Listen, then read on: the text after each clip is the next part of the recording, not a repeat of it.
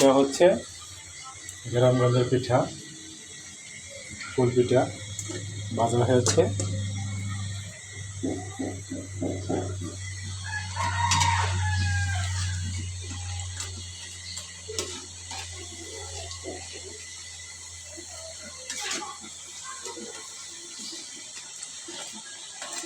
ঈদের উপলক্ষে দুটি সন্তান আছে, ছেলে মেয়ে আছে, তার জন্য আমার স্ত্রী পিঠাটি বানালো।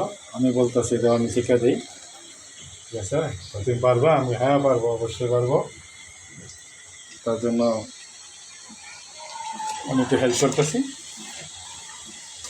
দুটি সন্তান এবং আত্মীয় স্বজন কেউ আসলে যেন তাদের সামান্য পিঠা দিয়ে আপ্যায়ন করতে পারি। তার জন্য কালকে